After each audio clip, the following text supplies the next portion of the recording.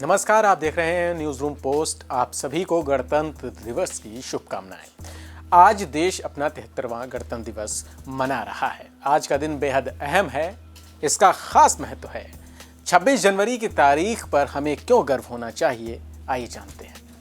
आज़ादी की बात करें तो 15 अगस्त 1947 को देश आज़ाद तो हो गया, लेकिन उसके पास अपना संविधान नहीं था। 26 जनवरी 1950 को भारत को अपना संविधान मिला और उसी दिन भारतीय संविधान लागू भी हो गया। इसी के साथ भारत एक संप्रभु राज्य बन गया, जिसे गणतंत्र घोषित किया गया।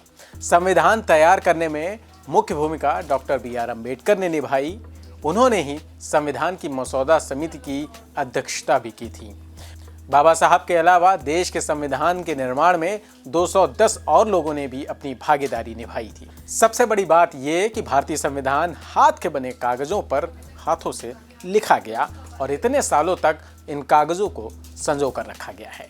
जी हाँ, संविधान सभा की पहली बैठक की बात करें तो 9 दिसंबर 1946 को सुबह 11 बजे हुई थी। संविधान सभा में कुल 210 सदस्य शामिल थे, जिसमें 15 महिलाएं सदस्य थीं। उसके 2 दिन बाद यानी 11 दिसंबर 1946 को संविधान सभा की बैठक में डॉक्टर राजेंद्र प्रसाद को स्थायी अध्यक्ष के तौर पर चयन किया गया।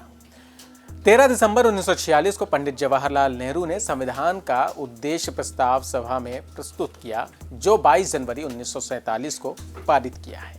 गणतंत्र दिवस को लेकर एक बात यह भी आपको मालूम होनी चाहिए कि 1949 में 26 नवंबर को संविधान सभा ने संविधान को अपना लिया था, लेकिन लागू 26 जनवरी को किया गया।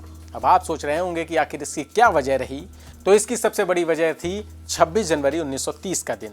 इसी दिन भारतीय राष्ट्रीय कांग्रेस ने भारत को पूर्ण स्वराज घोषित किया था और इसके 20 साल बाद उसी दिन संविधान को लागू किया गया। न्यूज़ रूम पोस्ट की तरफ से आप सभी को गणतंत्र दिवस की शुभकामनाएं।